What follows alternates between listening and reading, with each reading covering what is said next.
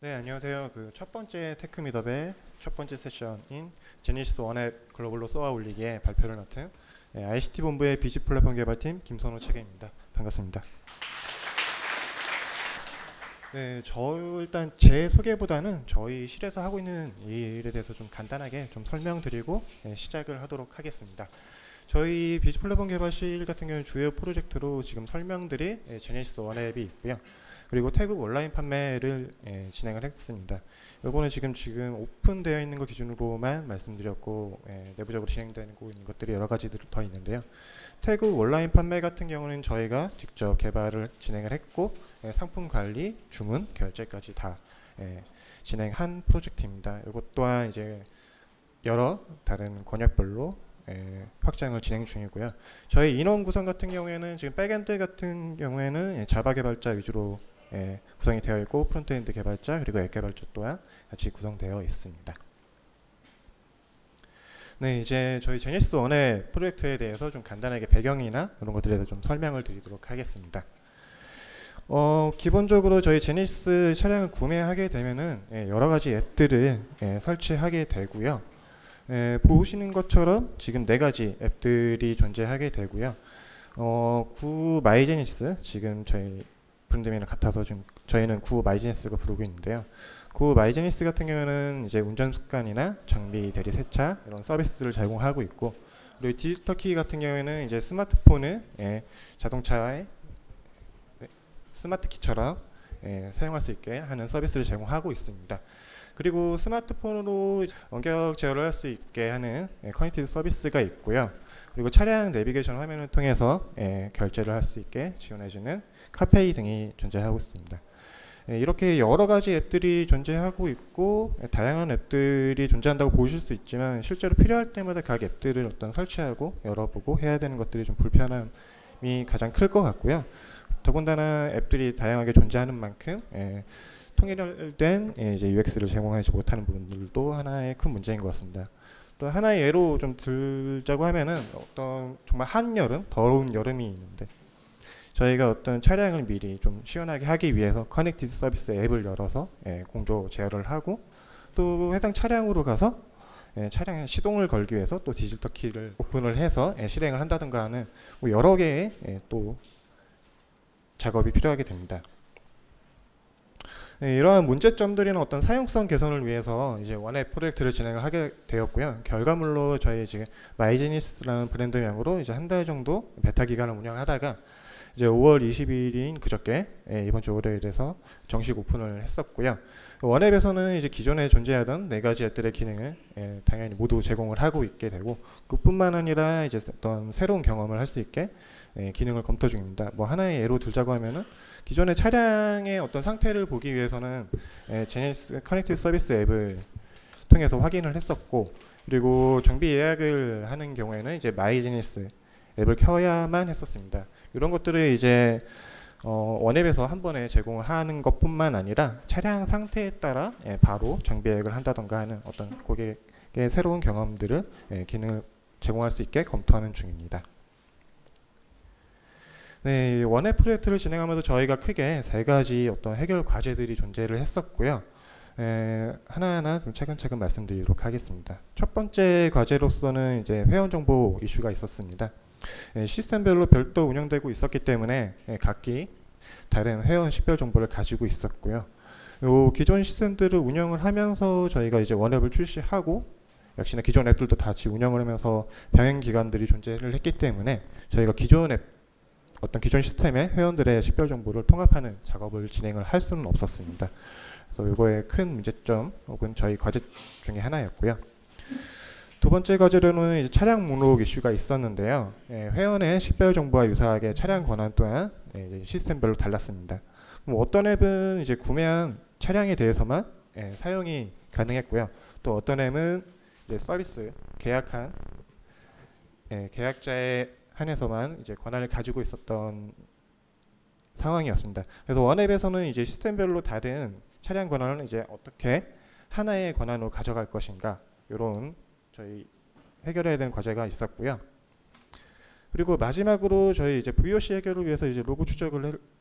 필요했었는데요. 이제 원앱을 출시하고 나면 당연하게도 이제 VOC들이 인입이 될 텐데, 뭐 기존에도 별도 시스템들로 존재를 했었기 때문에 이제 일단 분산 추적이 되지 않았던 상황이었고요.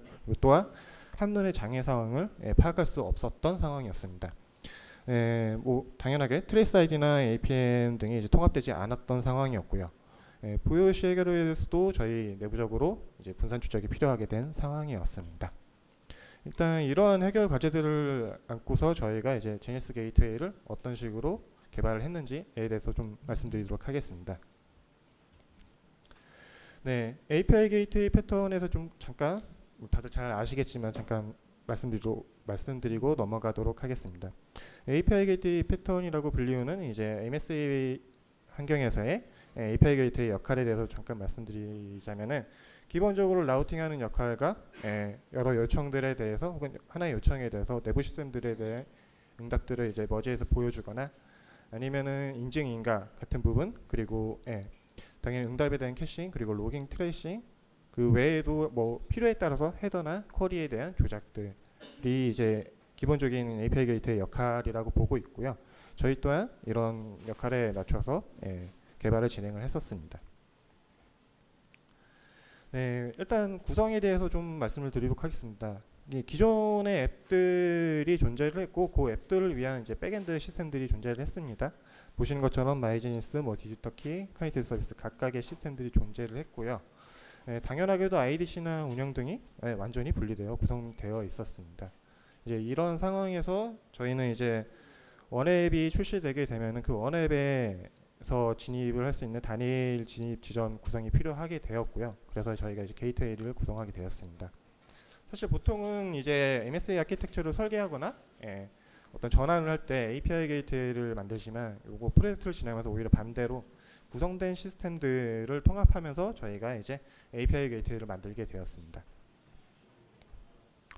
네, 일단 아까 잠깐 말씀드린 것처럼 시스템별로 어떤 차량의 권한이 달랐기 때문에 그런 것들을 통합하기 위해서 차량 권한 시스템이 하나 더 추가가 되었고요. 그것 또한 게이트웨이를 통해서 서비스 제공을 하는 구조로 가져가게 되었고요. 차량 권한 시스템에 대해서는 요 이후에 잠깐 다시 설명을 드릴 수 있도록 하겠습니다. 네, 게이트웨이 역할에 대해서 좀 말씀드리겠습니다. 당연하게 기본적으로 제공하는 패스 기반의 라우팅이 있게 되고요. 뭐 MG로 요청이 오게 되면은 마이제니스로 라우팅을 하고, DKC로 요청이 오게 되면은 디지터키 시스템으로 라우팅을 하게 되는 기본적인 역할을 당연히 하고 있고요. 그 외에 또 하나의 좀 중요한 역할인데요. 아까 말씀드린 것처럼 시스템별로 이제 유저의 어떤 식별 정보가 달랐던 이슈를 게이트웨이를 통해서 저희는 해결을 해보려고 했었고요. 원앱에서 이제 A 유저라는 게 있었다라고 하면은 구 마이제니스에서는 A1, 그리고 디지터키에서는 A2로 관리가 되고 있었습니다. 보시는 것처럼 A 유저에 대해서 식별 정보가 각 시스템별로 달랐던 이슈가 있었고요. 네, 이러한 것들을 이제 원앱에서 A 유저가 어떤 구 마이제니스의 기능을 사용하게 되면은 저희 게이트웨이에서는 A 유저에 대한 정보랑 그리고 사용하고자 하는 시스템의 정보를 조합하고, 그리고 통합 계정 시스템과의 연동을 통해서 구 마이제니스 시스템에서 사용 가능한, 식별 가능한 A1이라는 정보로 변환을 하게 되었고요. 그 정보를 기반으로 해서 기존 시스템에 어떤 변경이 없이 그대로 사용 가능하도록 하는 역할을 게이트웨이에서 하고 있다고 보시면 될 것 같습니다. 뭐 기본적으로 보시면은 이제 어떤 인증이나 인가에 대한 역할을 하고 있다고 보시면 좋을 것 같습니다. 네, 그 외에도 어떤 레이스를 통한 응답 캐싱을 진행을 하고 있고요. 뭐 사실 기존에 트래픽이 많지 않았던 시스템들을 또 존재했었고, 어떤 시스템은 또 트래픽이 많았던 시스템들이 있었고요. 근데 이제 원앱으로 합쳐지면서 기존에 시스템에서 처리해야 하는 요청도 많아졌기 때문에 요거를 해결하기 위해서 개별 시스템에서 어떤 캐싱을 하기보다는 게이트웨이에서 어떤 캐싱을 하는 정책을 가져갈 수 있도록 게이트웨이에 레디스 연동을 했고, 뭐 필요에 따라 유저의 특정 정보라든가 이런 정보들을 캐싱을 해서 원앱을 필요할 때 응답하도록 구성을 했습니다. 뭐 요거 외에도 적지는 않았지만 당연하게 어떤 내부 시스템에서 필요에 따라 데이터들을 어그리게이션해서 응답하는 부분도 진행을 했습니다. 네, 기술 스택으로는 저희 게이트웨이 같은 경우에는 자바 17로 구성이 되어 있고요. 스프링 클라우드 게이트웨이로 구성이 되어 있고 웹플럭스 기반으로 되어 있습니다. 그리고 인베디드 네티를 사용하고 있고요. 인프라는 저희 지금 AWS 위에 모두 올라가 있고 K8s 그리고 아까 말씀드렸던 레디스를 사용하고 있습니다. CI/CD 같은 경우는 이제 코드 관리는 GitLab 2를 통해서 관리를 하고 있고요. 그리고 블랙덕이나 포티파이 통해서 정적 분석을 진행을 하고 있습니다. 그리고 배포 같은 경우는 이제 아르고 CD를 통해서 관리를 하고 있고요. 게이트웨이 같은 경우는 이제 사실은 단일 장애 포인트가 될 수 있기 때문에 보통은 이제 안정하고 운영을 하다 보면은 발생하는 이슈가 이제 신규 기능 배포할 때 발생하기 때문에 저희 같은 경우에는 다들 하시겠지만 캐너리 배포 부분들을 챙겨서 안정적으로 운영할 수 있게 준비하고 있습니다. 그리고 협업 툴러는 뭐 다들 사용하시는 지라나 컴플러스 사용하고 있고요. 지라 같은 경우는 빅간트 대신에 저희 이제 스트럭처라는 플러그인 통해서 관리를 하고 있습니다. 네, 일단 그 다음에 이제 APM에 대해서 좀 말씀드리도록 하겠습니다. 게이트웨이 같은 경우에는 APM으로 이제 데이터독을 선정을 했고요. 그리고 데이터독의 특징 같은 경우에는 이제 멀티클라우드 지원하는 부분, 그리고 다양한 언어랑 와스 지원하는 부분, 그리고 로그 수집이랑 관리하는 부분들로 저희가 데이터독을 선정을 했고요. 기존에 어떤 APM을 사용하고 있는지에 대해 말씀드리자고 하면은 구 마이제니스 같은 경우는 리버베드라는 APM을 사용하고 있었고 촬영 권한 시스템 같은 경우에는 제니퍼라는 APM을 사용하고 있었습니다. 이런 부분들에서 이제 VOC 대응이랑 저희 이제 모니터링 그리고 마지막으로 분산 추적을 위해서 각기 다른 APM들을 이제 일원화하는 작업들을 진행을 했고요. 보시는 것처럼 기존의 구마이젠슨 리버베드에서 데이터독으로 촬영 권한 시스템도 동일하게 데이터독으로 인프라팀 통해서 일원화를 했습니다. 이렇게 일원화된 걸 통해서 게이트웨이의 어떤 게이트웨이 자체만의 요청을 모니터링을 하는 게 아니라 APM을 통해서 일원화 APM을 데이터독으로 일원하면서 이렇게 이제 기존에 한눈에 볼 수 없었던 시스템별 분산된 요청을 추적할 수 있게 되었습니다. 네, 이거는 이제 스페니스트 데이터독 통해서 스페니스트 보는 화면이고요. 네, 마지막으로 APM 통해서 인프라 모니터링을 하고 있습니다. 네, 그리고 데이터독이란 팀즈 연동을 통해서 인프라나 아니면 게이트웨이 응답 상태 등을 노티받는 부분도 모니터링에 저희 사용하고 있습니다. 네, 그리고 게이트웨이 같은 경우에는 로깅 시스템으로 ELK 연동되어 있고요. 보시는 것처럼 이슈 현황이나 인입 현황 등을 대시보드 통해서 모니터링하고 있습니다. 네, 저희 일단 서비스별로 이제 다른 차량 권한을 통합하기 위해서 개발한 차량 권한 시스템에 대해서 좀 설명을 드리도록 하겠습니다.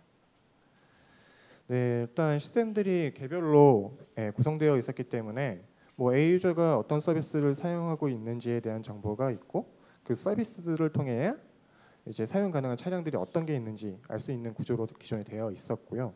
이런 상황이었기 때문에 저희가 이제 A 유저가 어떤 차량들을 사용할 수 있는지 혹은 뭐 만약에 G80을 어떤 사람이 점유하고 있는지 알기가 굉장히 어려웠습니다. 이제 아까와 같이 유저가 사용 가능한 차량 혹은 차량을 점유한 유저의 관계를 알기 쉽게 하기 위해서 차량 권한 시스템에서는 그림과 같이 이런 매핑 구조로 변경해서 관리하도록 시스템을 새로 구성을 했고요. 이러한 부분은 이후에 저희 이제 차량 공유와 같은 기능 제공에도 필요한 구조로 많은 도움이 되었었습니다.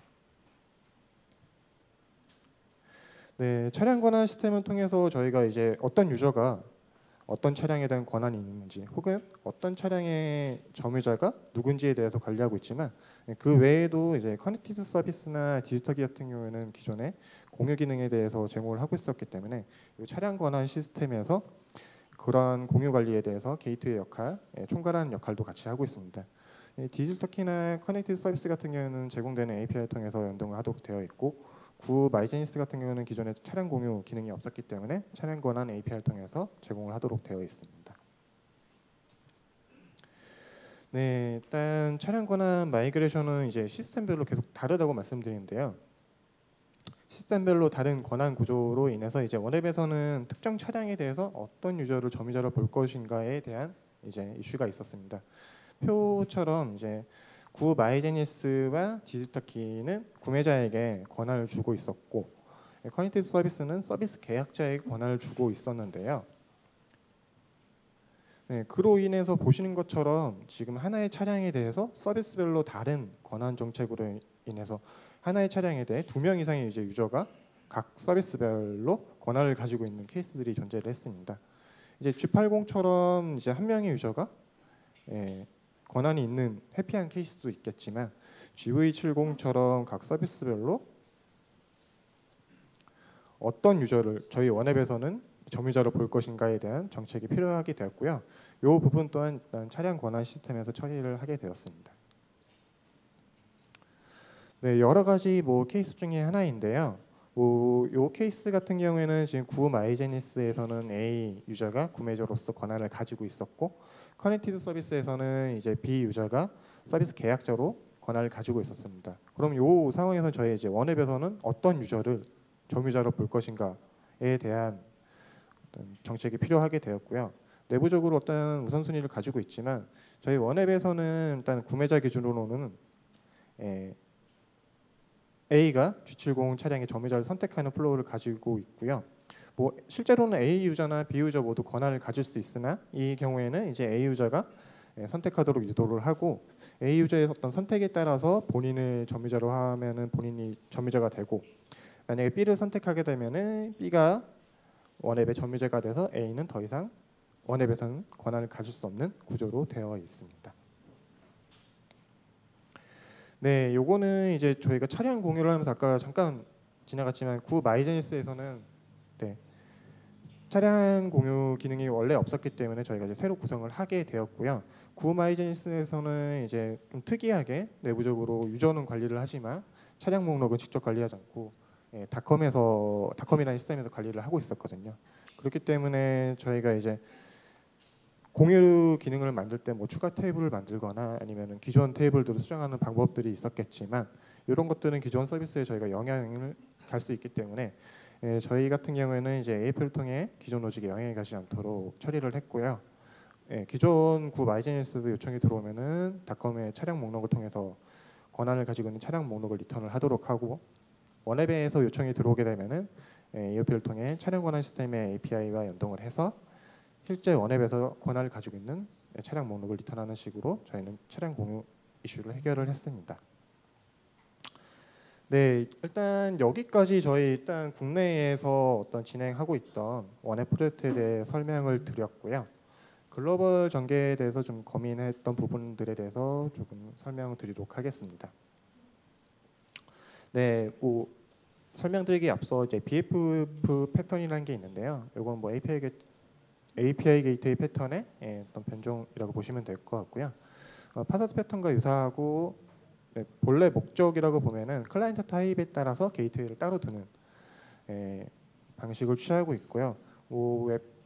웹을 위한 게이트웨이라든가 혹은 앱을 위한 게이트웨이라든가 이런 식으로 각각의 어떤 비즈니스 로직이 다름에 따라서 필요에 따라 API 게이트를 두는 방식을 취하고 있습니다. 이런 것들을 저희가 이제 도입을 해서 글로벌 전개 고려할 때 참고를 했었고요. 그리고 두 번째로 저희 게이트웨이 같은 경우는 지금 멀티 모듈로 구성이 되어 있고요. 크게 어플리케이션, 어댑터, 프로바이더, 도메인, 캐시 이렇게 5개의 모듈로 구성이 되어 있고요. 어플리케이션 같은 경우는 스프링 클라우드 게이트웨이의 어떤 설정을 관리하던가, 어댑터 모듈 같은 경우는 이제 비즈니스 로직을 정의하고 있고요. 그리고 프로바이더는 내부 시스템의 연동에 대한 인터페이스 정의가 되어 있고, 도메인이나 캐시에 대해서는 일반적인 정보들을 관리하고 있습니다.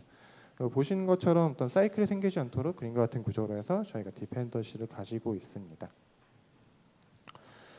네, 일단 전 권역에서 사용한 어떤 단일 게이트웨이를 만들 수도 있을 것 같습니다. 저희가 하지만 이제 원소스로 이제 관리하기에는 사실 권역별로 비즈니스 로직이 매우 다르기 것이기 때문에 요거는 어려울 거라 보고 있고, 그리고 사실은 요거야말로 진정한 이제 단일 장애 포인트가 될 수 있기 때문에 실제로 고려하진 않은 상황입니다. 그래서 저희 아까 BFF 관점으로 봤을 때 각 권역별로 게이트웨이를 구성하는 걸 고려를 하고 있고요. 사실 그러나 이제 각 권역별로 프로젝트를 생성하는 거는 저희가 이제 코드 관리도 어렵고 권역별 요구 사항에 대응할 부분이 좀 필요하게 되었습니다. 그래서 저희가 생각했던 부분은 아까 보여드렸던 멀티 모듈 구성에서 사실 어댑터 레벨을 좀 확장해서 사용할 걸 고려를 하고 있고요. 어댑터 모듈을 이제 각 권역별로 구성을 해서 대응하는 거를 이제 계획을 하고 있고요. 글로벌 전개할 때 이제 그림과 같이 단일 프로젝트의 권역별로 아바타를 가지고 서비스하는 구성으로 저희가 계획을 하고 있습니다. 네, 일단 여기 저희 지금까지 제니스 원앱 게이트웨이 프로젝트에 대해서 좀 설명을 드렸고요. 저희가 개발을 하면서 일반적으로 겪는 상황이나 이런 것들을 좀 공유를 드렸고, 그리고 저희 지금 원앱 프로젝트에 대해서만 좀 스페시픽한 어떤 이슈들에 대해서 공유할 수 있는 시간을 내주셔서 너무 감사드리고요. 네, 이것으로 이제 제니스 원앱 프로젝트 글로벌로 쏘아 올리기 발표를 마치도록 하겠습니다. 감사합니다.